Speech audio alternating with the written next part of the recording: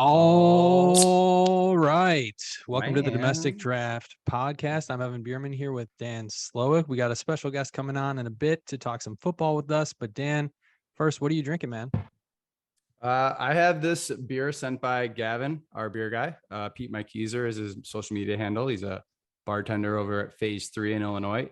But it's from this beer company out here in Lincoln, California, which is up near Sacramento. So not quite San Diego, but it's called Slice Beer Company. I don't know if there it is. And the beer I have is a hazy IPA. I've been into the hazies this kind of season, this summer. And the beer is Infinite Pulp. It's a 4.3 on Untappd, which if you keep track of those is pretty well regarded there for a score. It's a 7% IPA. The description of it, it's got Mosaic, Citra, and Nectarone hops, creates pungent flavors, aromas of apricot, fresh kiwi, honeydew, peach skins, and a fruit stripe gum, which I think we all remember like the best gum ever for 5 seconds, and then it loses its flavor immediately. I've had it before, and it is delicious. It's a really good beer. A little bit about the brewery. It's pretty brand new. 2019, they started. Two people who knew each other, a home brewer named Zach Frazier, and then a CEO of a pizza joint, Old Town Pizza, Russ Yeager, kind of got together. They had a love for craft beer. That pizza joint started getting a lot of craft beer on it. They thought, let's go ahead and do our own thing. And so they started this brewery. They have a pretty big capacity. They used to only do taproom sales. But once COVID hit, they started canning and distributing a little bit. So that's how I was able to get my hands on this from Gavin. Yeah, and it's just really solid beer. The pizza joint's got a really good vibe, just craft beer and pizza. What about you? What are you drinking? Cool. So the brewery I'm doing today is called Brickstone Brewery. It's out of Bourbonnais, Illinois. Bourbonnais is about 60 miles outside of Chicago. It's here that Ted and Helen Giannakopoulos set their sights on opening a Greek restaurant in 1996. Little did they know their kids and cousins would get involved 10 years later with big plans to start brewing under the same roof. The family started brewing out of 20-gallon stock pots and distributed no further than the restaurant's own bar. When the restaurant's drinkers turned to talkers, word got back to the family their craft beers were a hit with the locals. The family quickly decided to sacrifice a small amount of their restaurant seating area to implement a small barrel aging program under the name Brickstone Brewery. From there, they were submitting their beers to, to various festivals. And the beer I have here is called Brickstone APA. It's their award-winning flagship beer. It's 3.8 on Untappd. It's 6.25%.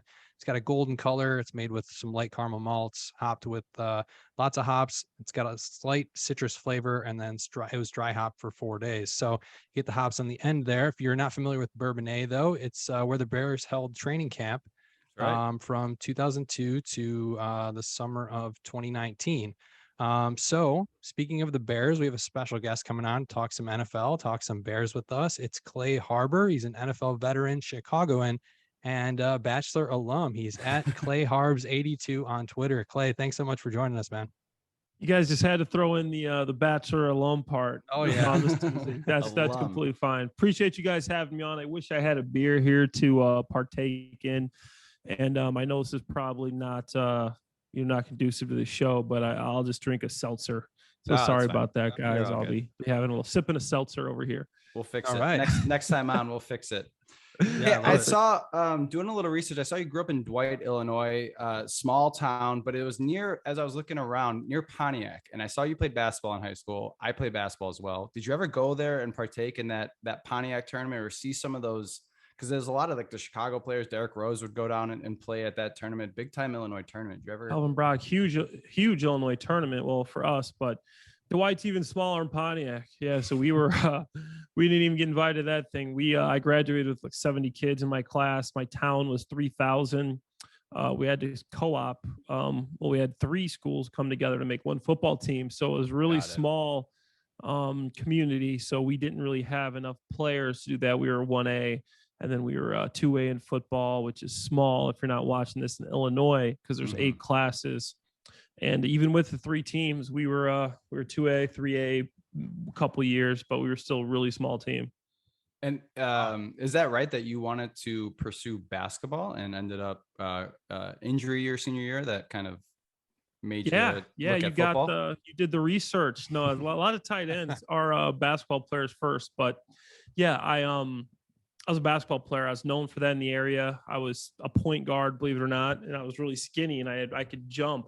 Mhm. I wish I had video, like a camera back then, because I'd like to show my buddies who put on a lot of weight. But when I was like 180 pounds, like I could jump from a step inside the free throw line type dunks. But yeah, Oh, it was wow. back before I put on a lot of weight and all that. But yeah, I got hurt, and then my brother had got a scholarship the year before from Dwight to go play football at Missouri State University. So when I was going to go play football, I had some MAC interest, but I'm like, yeah, I'm going to go play with my brother.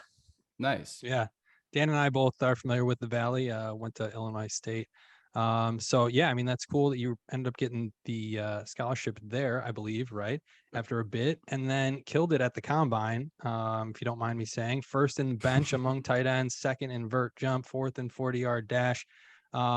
And then you were drafted in the 4th round by Philadelphia. Do you think that combine trip was why you were drafted as high as you were? Was there We a lot of need prep I'm sure there was a lot of prep that went into that. What was All that process American as like? well, though, down at the FCS, right? Like no slouch. Yeah. So, firstly, I have to say I'm not happy that you guys are ISU guys, because I mean those were one of our rivals in college. Roll birds, Missouri roll State versus birds. ISU, Missouri Valley. Ruined my chance at the playoffs my senior years on a Hail Mary, I might add. But scouts started coming along my senior year, and I thought that as long as I didn't, they knew what kind of an athlete I was. So as long as I performed decently at the combine, I felt like I would be, 3rd, 4th round guy. Per game, I led the nation in receiving yards and catches per game, because I only played in 11 games. A lot of these big schools played in 13, 14. Mhm. But knew he'd catch the ball, was like blocking improved, and all I just had to, I didn't do my best at the combine, which is, I know I did win a lot of the events, and 40-inch vertical, 252, 10 plus broad, 40-yard dash, ran a 4.62 at the combine. I got it down to like a 4.55 at my pro day, which I was happy to get, because I was running low 4.5s. And so as long as I knew I just did what I could do, and the scouts have been saying, hey, you're 3rd, 4th round guy. So it was pretty much right where I had figured out I would be. It was 3-time all conference, 3-time all American guy. So yeah, the combine was just where a lot of like the media people kind of found out, Yeah. So you you get were, drafted yeah. by Philly. And then we grew up playing Madden. I think any NFL fan gets into it by playing Madden. Michael Vick's the quarterback there. Andy Reid's the head coach. I mean, they got talent all over the place. LaShawn McCoy. They got Deshaun Jackson. And you get drafted to this team, and there's a lot of like playoff aspiration. What's that like to get small FCS school, 4th round, and then boom, this team is in the spotlight and you're a part of it? Man, it was incredible, because it was like you work for it. I went to all-star games. I did the combine. I did all this stuff, and you're just kind of waiting. And at first you're like a little disappointed because you're slipping. For me, I wanted to be, I saw myself as more of a 3rd round. That's what people are telling me. I go into the 4th, and it's like midway through the 4th, and there was like 11 or 12 tight ends that got drafted. Good tight end year. Rob Gronkowski, Not bad. Jimmy Graham, Jermaine Gresham, Dennis Pitta, if you remember him, Ed Dixon, Aaron Hernandez, Tony Moiaki. There's a number of tight ends that year. We had like 22 tight ends that got drafted that year, which was incredible. But when I finally got the call and it was Coach Reid, it was a crazy time. What's he like? I mean, he's a Hall of Fame coach, right? Probably one of the biggest figures in the game, and he's your coach. What's he like personality wise? X and O's. He's a guy, he's kind of like polarizing. He walks in the room and I'm like, dude, I've watched football my whole life. That's Andy Reid, my coach, talking to you. And that was pretty crazy. And then, you have some big names on that team. You have Deshaun Jackson, LaShawn McCoy. You got Michael Vick, obviously. We had Kevin Cobb at that time. We just had some big name players, and going in that locker room from Missouri State, from Dwight, Illinois, it was a fun time.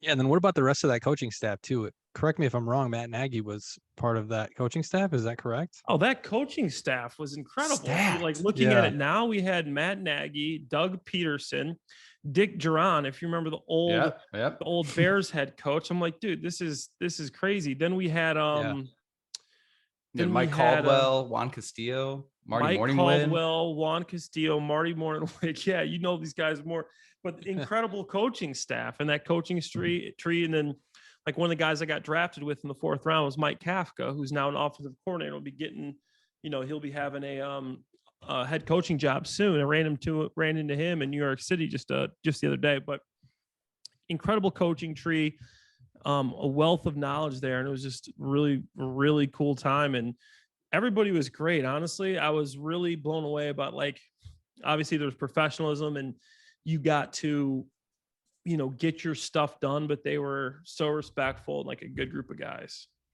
Yeah. So So you you're- just go for it. I was going to say, you were talking in the pre-show about how, the Eagles picked up Nnamdi Asomugha, right? And so you had a tweet go viral today about how you burned him at one of his first practices with the Eagles, right? What was that about? Because I remember when Nnamdi Asomugha was signed by the Eagles, it was like, wow, they got the best free agent. This defense is going to be locked down. And then you burn him on the first play. What were you thinking when that happened? Yeah, so it's pretty funny, that we had this scheduled, and then that tweet went viral, and I started getting hit up by all these Philly news outlets. It was like a blast from the past. Haven't heard from some of these guys in years. They're like, "Yo, Clay, can we get you on, talk about this tweet?" I'm like, "Must be a slow news day, huh, guys?" It's funny. But it was my second season, the Dream Team year. We signed Vince Young, the Dream Yeah. Team. That's going viral. And Nnamdi comes. Nnamdi's the big name cornerback, and he gets signed, and our defense is, and obviously the year didn't turn out. We went 8-8 that year, missed the playoffs. But the first practice, we're all out there, and I remember it was Sluggo called, and I had Nnamdi on me, and I'm like, okay, like I got Nnamdi Asomugha out here. This is great. But I see he's peeking inside. He's not really looking at me. And it looks like they're playing man-to-man. So usually if you're looking man-to-man, that's a zone scheme. I'm like, okay, this is man-to-man, but he's still playing the quarterback. I'm like, he probably just doesn't respect me. And I had a lot of athleticism and speed for a tight end. So I just sold the heck out of the slant because I knew he was going to try to jump it and just, make a play, get a pick, big new free agent signing. And he bit. I did 1, 2, 3 plant, 1, 2, 3 plant. And I swam move. I was out of it, and I caught a deep pass. And then he's talking trash to our offensive coordinator. "Oh, really, Marty? You're going to throw a Sluggo to a tight end?" Like, bro, you're the one that got beat by the backup tight end of the Sluggo. Like, come on, man. But it was all in fun. And Nnamdi's actually a really nice guy, very cerebral. I know he didn't pan out in Philly, but not his fault. It's he just wasn't great in that scheme. And I think players play different in different schemes. Nnamdi needed more of a zone type look, and we played a little bit too much man-to-man, and it just didn't work out for him in Philly. Right. I want to get back to kind of like you're talking, offense, D, chatting at each other, calling out coordinators. What was it like going, high school, Friday Night Lights, Saturday, college, and then you're in the big time Sunday, NFL, prime time, Monday night games. What was it just like to be in the league, traveling? I'm assuming team transportation, you got jets, you got hotels being put up in there. Going all over the country. Like, what is it just like to be, you're in the NFL for twice as long as the average career, right? You're almost 6 years. What was it like? Yeah, no, 8 years, 8 active years. And, it was great, man. You're taking me back here. It was, you're flying first class, you got the whole jet to yourself. You're like, that's when I realized that these like transportation rules weren't real. Because in the NFL jets, we're taking off. Guys are just walking up and down the aisles. People are eating, just talking. We're landing. Guys are rolling dice, still finishing up their games. Everybody's walking around talking. And then, like, you go on a regular passenger jet, the lady's like, "Sir, can you please turn your Wi-Fi off?" Back? Like put the shade down or shade up for landing. Yeah. I'm like, lady, trust me. I've been on some planes, and there's no rules. This doesn't affect anything. But the best hotels, obviously, you're staying at the nicest hotels. You got the best food. You got buffets. But chefs making great food, and the fans. I mean, all of it was incredible. And the thing I missed the most, I'd say, though, is honestly just the camaraderie you had with the guys. After a long fought win or a tough practice at training camp, you come back and you're just like, oh, that was good stuff, man. That was nice, and just enjoying that with the guys is something special. There's always something to be said for that. Yeah. So you go from the dream team to the Jacksonville Jaguars. That roster was pretty terrible compared to where you were at. What was the difference in, just at those practices, in those meetings? Was the tone just completely different? What was the difference in the clubhouse there? Man, I loved Jacksonville, I'll be honest. And I know it's a complete different feel out there, but Jacksonville was great. We didn't have any big name guys, and you probably couldn't name a team, but we didn't win, but I love the coaching staff, the players, the fans. The coaches were great. They were all about, positive reinforcement, which was something new. In the NFL, you don't find that a lot. Mm-hmm. It was all positive reinforcement and get better. And I appreciated that. It was a fun place to play. I played my best football out there. It was pressure free. I liked that, but we just couldn't win. I think having such a young roster and giving the guys that much responsibility on their own, kind of letting them do their own thing, didn't really work for that roster. But I'm hoping this year, Trevor Lawrence, now Duvall needs a winner. They had that 1 year AFC championship, playing against the Patriots. Who knows? But they deserve a winner. They're a good fan base. I know they're a smaller market, but I think it's about time the Jaguars are relevant. Hopefully Trevor Lawrence can bring him back. Went crazy in free agency this year. Yeah. And I think Illinois owner went to U of I, right? Khan? Shad Khan, yeah. Yeah. We used to go on his yacht. The guy has a pretty big boat, I would say. It's like, I don't know the footage, but I was like, wow. First meeting. Wow. Yeah, first meeting with Shad. Quick story. He comes in. He's like, "What kind of car you drive?" I tell him, I was like, "Oh, you probably paid me about $15,000 from that." I'm like, "What?" He's like, "Yeah, like I do the bumper and like this on those models of cars." So he's like, "Thanks." I'm like, "Fuck." I'm like, "All right, got bro." His hands in everywhere. Yeah. If you're owning a team, you're making money everywhere. Yeah. Positive reinforcement, having fun in Jacksonville. You get signed in New England. I can't imagine Bill Belichick or Tom Brady is part of that positive reinforcement train. Correct me if I'm wrong, but you're a Patriot. You're doing off-season workouts for them. You get signed in March. What's that whole process like? The Patriot way? Is it real? Absolutely, man. It's it's crazy going through the whole off-season training camp with them, and then I played 5 games with them that season. Got released. They ended up winning the Super Bowl that year, but. I mean, people talk, bad about it, but I didn't mind it. I know, a lot of responsibility. The workouts were hard. The hardest playbook. I'm a quick learner, but that was a hard playbook. And the competitiveness there. I'll tell you my quick Tom Brady story. They have these plays. Most teams will have like 15 plays that you just got to know in an offense. So they say like race car, you got to know the formation, the snap count, the play, the checks, and everything. It's like a quick game type. You want to speed up the pace. Race car. All right, okay, race car. You got to know where you're at. Right. New England had like 100 of them. I've never experienced. I'm like, how are we supposed to know this? But I spent so much time on them. I would speak them into my phone, and then I'd listen to them whenever I had any free time. Like listen to the plays, tell me so I could recite them back really fast. Not that I knew them that well, but I was just really quick. You say race car, you go green, right, 373, Y6, slant X, go. Just like that, just because I had committed it to memory. Or if you say 373, Y6, then you say back race car. You do it both ways, the game. The coach would go 373, Y6, race car before you even get halfway through. I just knew it because I was just the correlation. Mm-hmm. So, I beat Gronk, Martellus Bennett. I'm beating all these guys. And one day Tom walks into the room. We're playing this game. And Tom just comes, he's like, hey, instead of running this dig at, 12 yards, run at 14. The defense is really sitting on the routes. Brian Dable, who's now a head coach, was my tight end coach. And he goes, Tom, hey, stay in here a second. I I want you to play Clay in the game. Tom knew the game. He's like, Dave's like, really? Like, dude, Clay's been here for what, 10 minutes? And you want me to play against him? You know, come on, dude. Like, I'm Tom Brady. I've been here for 17 years. You know, it's we play. and I beat Tom. And the guys are like going crazy, like, oh, and he leaves. He's a few choice words, slams the door. Pissed. I'm like, this guy's really mad. Like, we're just having fun. He doesn't was lose. Really mad. You know, I go home, I kind of forget about what happened, right? And I come back the next day, we're sitting and we're going over like tape, watching what we're going to do today on film. You know, the door opens. All right, Clay, let's fucking go. I'm like, what? It's Tom. He's back the next day.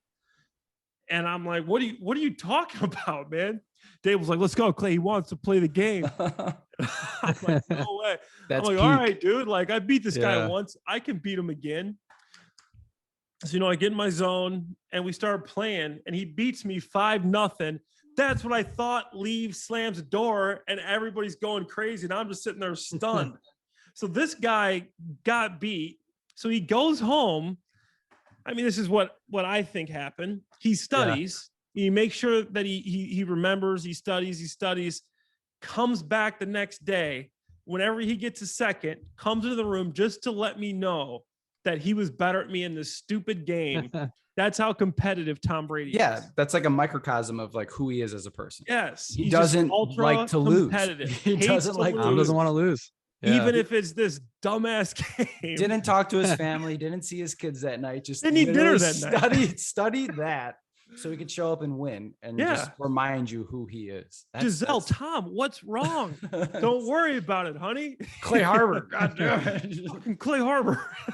Who's Clay Harbor? If we ever get Tom on this show, we're gonna ask him what he did that night, just to see.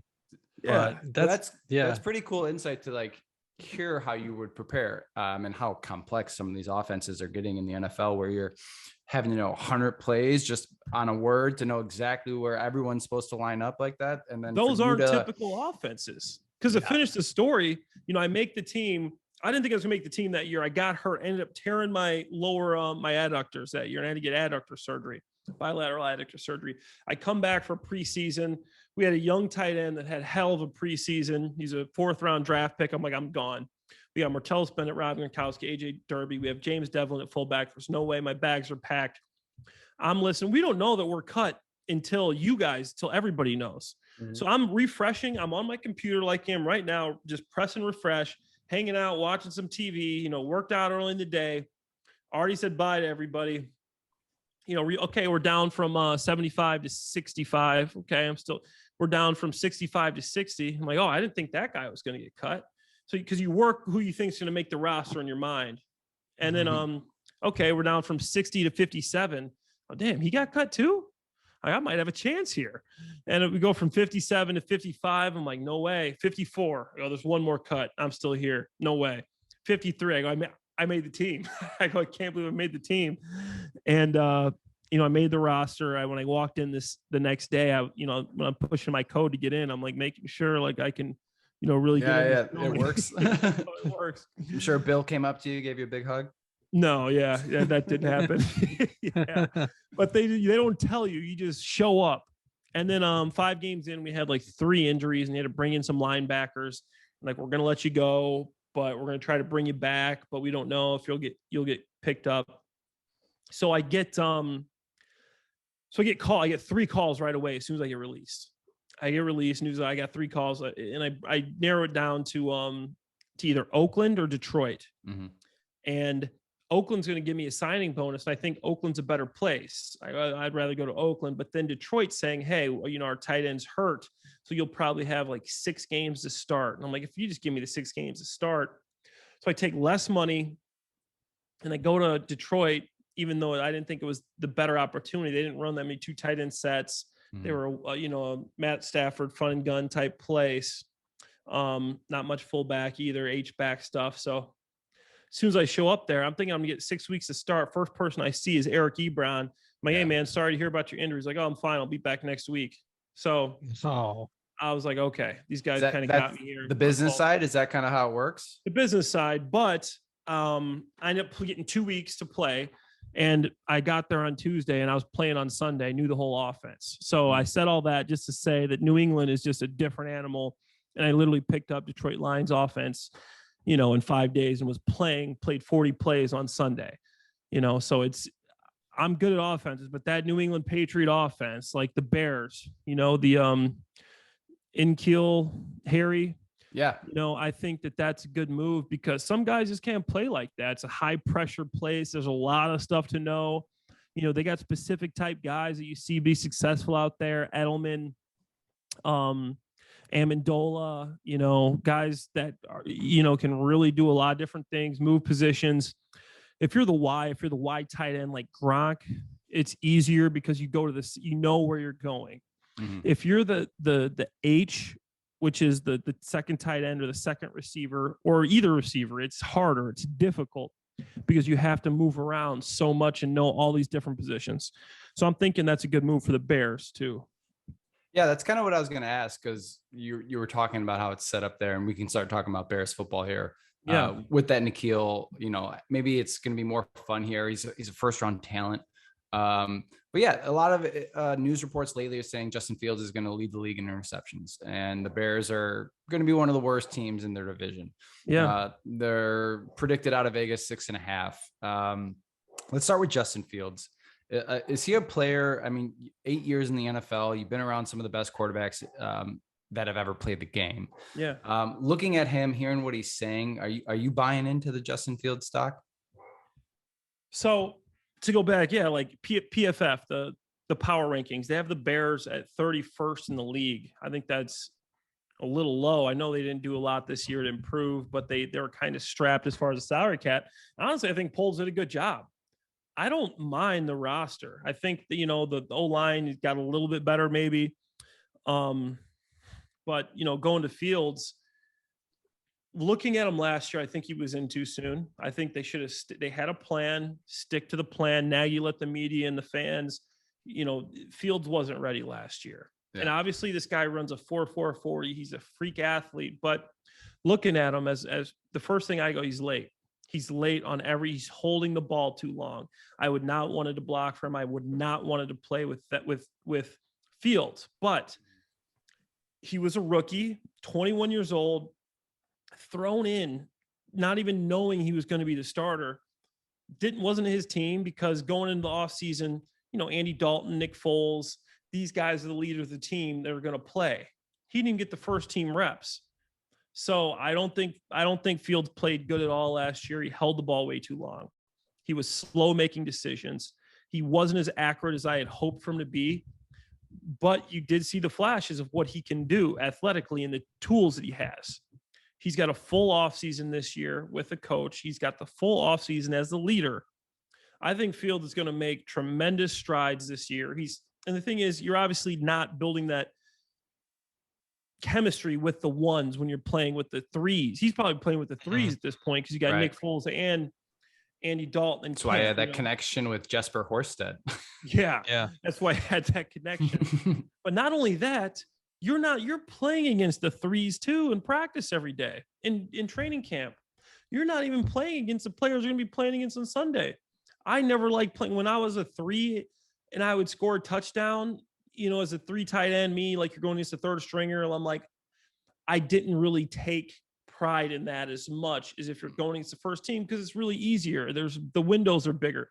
Right. This cornerback doesn't know what he's doing. This safety blew the coverage because his head's spinning. He doesn't know where he's supposed to be at because he's a rookie, undrafted guy. So the fact that Fields is going to get to play against starting defenses, play with the starting offense, and have all these opportunities this year, he is the guy. I think he's going to make tremendous strides. And I think last year they did a disservice to him to even let him play, having not let him have that team to himself to start. Yeah, I think the preparation is going to be a lot different this year for him. So I think I could speak for every Bears fan. We're all excited to see him play. Now, as a tight end, what are your thoughts on what you've seen from Cole Kmet so far? I believe there was a list of 10 tight ends that you put out. I know you're a big advocate for Dallas Goedert. But Cole Kmet, is this a future Pro Bowl tight end potentially? What do we have in Cole Kmet here? No, Cole Kmet, to me, I know people, it's like he's so polar. People love him or hate him. Yeah. He's young and he had 60 catches last year. And what I like about Kmet, I don't like tight ends that don't block. I'll be honest. The guys that are pretty and catch the passes, that's not what tight end's about to me. You got to be able to be in the run game. You got to be able to cut somebody off at least. If you can't play in the backside of a zone, you're not a tight end, you're a wide receiver. And if you're a guy that's doing that, you better be Travis Kelce. Yeah. You better be a guy like him, and Kmet's a guy he'll stick it in there. And I like that about him. He's not afraid of some contact. He's gonna put forward effort. He got 60 catches, 600 yards. Obviously, he didn't have any touchdowns last year because they weren't in the red zone much. I think as a team gets better, as Fields gets better, Kmet's going to get better. And I think he has all the skills to be a good tight end. The guy's athletic. He's a big, bulky guy, Notre Dame, product. And I'm looking forward to seeing what he does. But I will say, because I know these guys personally, and I've played with them and seen them play on tape, they're veterans. But the two backups aren't slouches either. James O'Shaughnessy is a good player. Illinois State. I know he's a Redbird. James O'Shaughnessy is a good tight end. I think he could be a starting tight end on a lot of teams. Honestly, right now, he might be better than Kmet. I know Kmet's a young guy. There's not much upside with O'Shaughnessy as there is with Kmet. But O'Shaughnessy's a good player. He could probably have 50, 60 catches too. He's a good blocker.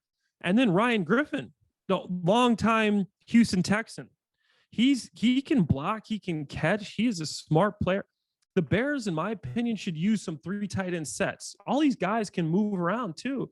O'Shaughnessy's not a guaranteed hand in the dirt guy. Neither is Griffin. They can play in the slot. Kmet can play in the slot. I really like this low-key tight end group we got. I think it's one of the better tight end units in the league, definitely under the radar. All these guys are smart. All these guys will know the offense in and out. I don't know Kmet personally, but O'Shaughnessy and Griffin, and Kmet's a Notre Dame guy. He's, I've heard he's a smart guy. They could do a lot of different things, different motions, to really help Fields out. Put a guy in motion every play. Tom Brady's gonna have a guy in motion. He wants to know if it's man or zone. That's half the battle. This guy's, like you put these tight ends in motions and different formations, start them out in the backfield, split them out. That messes with defense because you come out in a 3 tight end set. The next thing you know, you're split out. Then you come back in, you bring them back in with emotion, and then you run a play. You know exactly what they're in.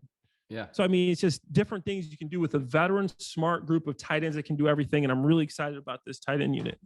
Yeah. And that just makes me wonder, like, what was the last coaching staff doing? Not doing some of these things to like pre-snap, to get them set up, to see what the defense is doing, or change up the formations. Were they just like completely stuck in their way and it's going to be my way or the highway, execute?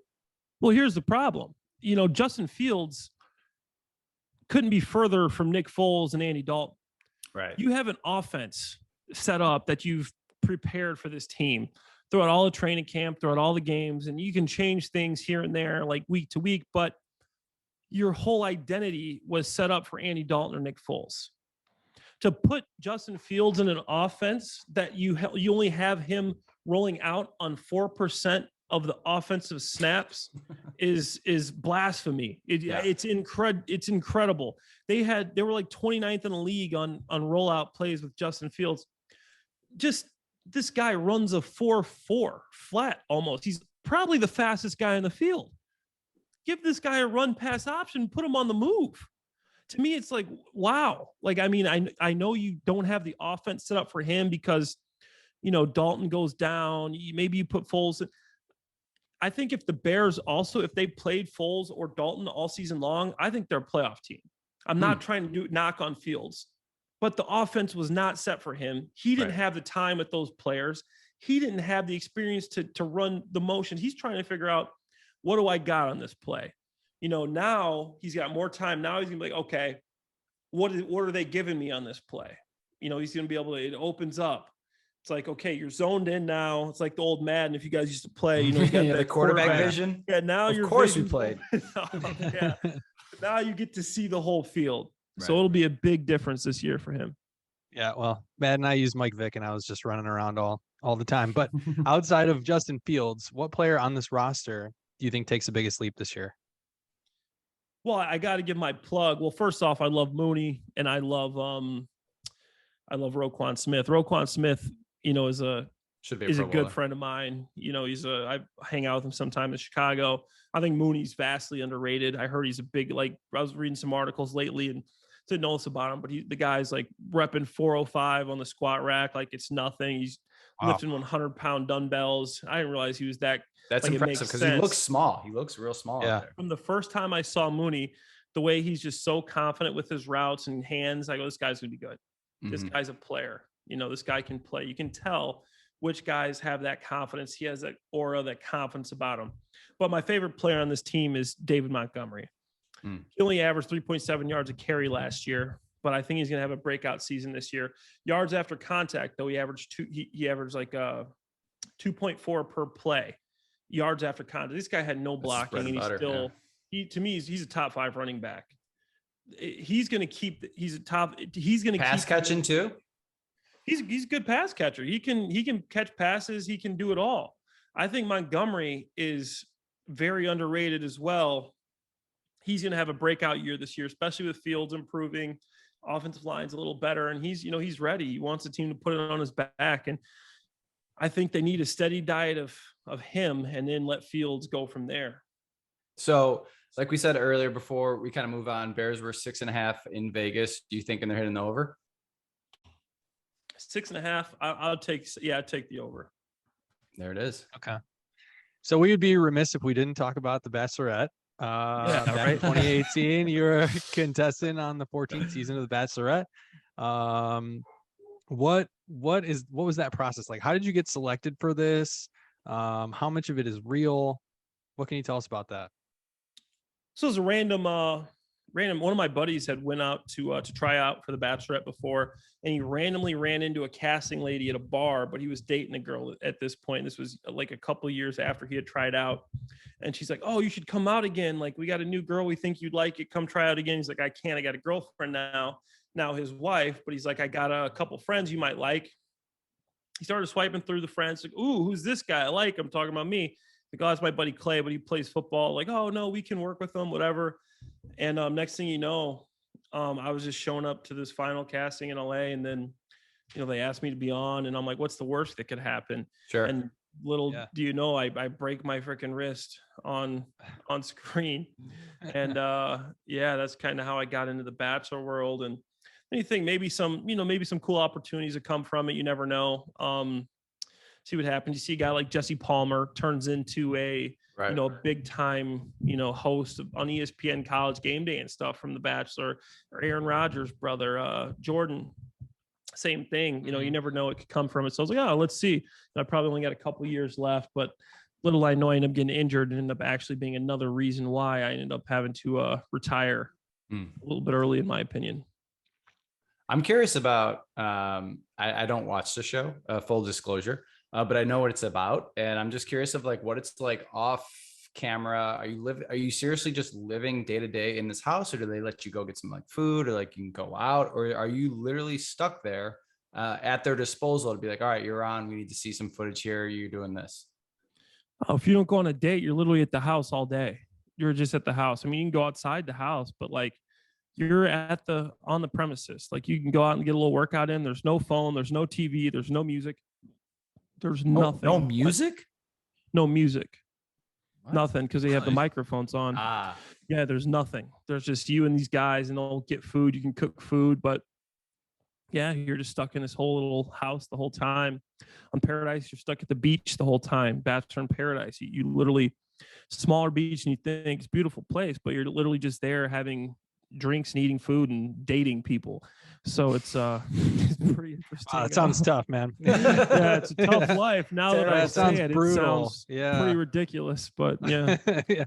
Kind of like Yeah, training man, camp, sucks. right? You're stuck in that small confines of training camp. No, it's probably Yeah, at least nothing like it. Like not having your phone. I actually liked it after a while, but I mean that's tough. Like you don't think about like how often you just like pull up your phone and like you literally can't contact anybody. Okay. That's wild. What about like behind the scenes stuff? Anything that viewers don't see that you can disclose? Well, I mean, like a lot of it, I mean, it's not fake, it's real when you're there, but they just edit it a lot. Yeah. So when you're there, it's like kind of real, but there is producers like feeding you lines. like say this and like stir up drama. Oh, you should do this. You should do that. And they're like there when you're like talking and there's just cameras in your faces and you're trying to have like a real talk and relationship, but you're like, there's a camera right there. There's these things called in the moment interviews.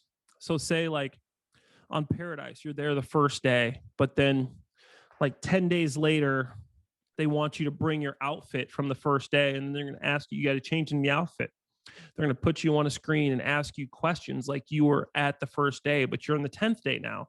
And they're going to basically coax you at what they want you to stay because they know what kind of storyline they're trying to build. So a lot of like, it's in that sense, it's not real because like they're literally getting like at the first day, you could have a completely different opinion of someone, but now you don't like someone. Now you're going to obviously say something differently. Yeah. Yeah. We watched the reality show we watch is Top Chef, and we're always curious of like those interviews where like, oh, this, you could tell on their face that they didn't make it or that like something big's about to happen because they're rehashing things that have already happened. Yeah. They do a lot of that. Yeah. All right. Last question about The Bachelor, and we got to do it. Evan's wife was curious. What's the food like there? Are you guys cooking? Or are you getting catering every day? Yeah, on The Bachelor, like a lot of the guys just cook. I mean, there's during the rose ceremonies, they'll be like they'll like order out. The food's okay on The Bachelor. On Paradise, it was actually really good. We had chefs. The food was actually really good. Taco, like the food was actually really good on Paradise. Smoothies, like, whew, that was good food. I'll be honest. Yeah. All right. So if I get Bachelor in Paradise hits me up, I'll tell my wife that I can join that one. Yeah, all right. So extra drama. He comes on and he has a wife. Yeah. He's like, I'm just here for the smoothies. I'm just here for the food. Clay told us it was good. Clay told us the food was good. All right. So what are you up to now? Last question before we get you out of here. What's going on in Clay Harbor's world right now? Yeah, so right now I actually just got accepted to Kelly School of Business, so I'm going back to school. Nice. Oh, congrats! Yeah, that's awesome. Yeah. But besides that, I do some speaking, motivational speaking. But like next week, I'm going to Missouri to do a keynote speech to a group of students. And last week, I went to the Illinois Principal Association out in Springfield, Illinois, and did a speech for the Illinois Principal Association, the top students in the area, and basically just tell my story. My upbringing stuff and how I got to where I was in the NFL, but that, and I do got a cool project coming up that I can't talk about yet, but it'll be a little podcast radio show with a media company talking Eagles football. I mean, I still love Bears whenever you guys want me on. I love talking my Bears, my hometown, the team I grew up with, favorite team growing up, but I'll be talking some Eagles ball here soon once camp starts. Awesome. And you could find that out all on your Twitter, right? So if people follow Twitter, you, yeah, Clay Harbs. Yeah, that's talking right. Bears, Bachelor, and Eagles and Jaguars are pretty much my topics that I stick to. There it is. There it is. He was Clay Harbor. He was our guest. Clay, thanks so much for joining us again. You can follow him at Clay Harbs 82 on Twitter. Thanks a lot, man. Appreciate it, guys. Thank you. All right. Thanks again to our guest today, Clay Harbor. Again, go ahead and give him a follow on Twitter. That's at Clay Harbs 82 on Twitter. Just an awesome conversation. Awesome guy. A lot of fun talking to him. Yeah, that was a lot of fun. All right, Dan, you got a would you rather for us this week? I do. Based off of some food I've recently gotten. All right. You've gone out, you've had a couple of beers. You're not hammered, but you're a little buzzed. You're looking for a little late night meal. You're walking home. And you got two options on the street. You got late night pizza by the slice, or you got like a late night smash burger, a diner kind of thing. Both cost the same amount of money. What are you going towards? Slice of pizza or burger? I'm going pizza. I like the bocce's at midnight, 1 a.m. kind of situation there. Very, very much. I've been there. Before. Yeah, I've been there before. I like the bocce's. Doesn't even hesitate. Yeah. I'm going pizza. I know exactly where it's going. And I was there last weekend. What about you? I think I'm going burger just because of the local place over here. It's the Friendly. It's a smash burger, and it's just the most I don't know. It just completely, it's so rich that it does it for me, a late night little snack. You got a fast fact? I do. So we talked to Clay Harbor. He played 8 years in the NFL. What is the average NFL career? It is 3.3 years. Okay. All right. What about the average MLB career? About 700 players participate in the major leagues each year. Once there, what would you say the average career is? NFL's 3.5, 3.3. I think it's gonna Yeah. be. It's definitely longer than that because it's not as violent of a sport. Average MLB career. Let's give it a 5.3 years. That's pretty long. It's actually 2.7. So you almost What? doubled what it is. Yeah. It's less The than the ML NFL. Yeah. Yeah. MLB, the average MLB career is only 2.7. Huh. Once players make the major leagues. And then the NBA career, you got a guess on that? 2.7 MLB, 3.3 NFL, NBA. It's maybe even less. 2.5, 2.5. It's 4.5, Dan. You were way I'm off. so off. All right. Yep. So that's it. It Those is facts stink. 2.7 for MLB, 3.3 for NFL, and 4.5 for the NBA. So that's our show. Thanks again to Clay Harbor for joining us. For Dan Slowick, I'm Evan Bierman. You've been listening to the Domestic Draft Podcast. If you're listening on Spotify, don't forget to rate the show. You can find us on Twitter at Domestic Draft, on Instagram at Domestic Draft Podcast. Our website is domesticdraft.com, and you can watch the show on YouTube. Just search up Domestic Draft and drop us a sub. Thanks again for listening. Cheers. Cheers.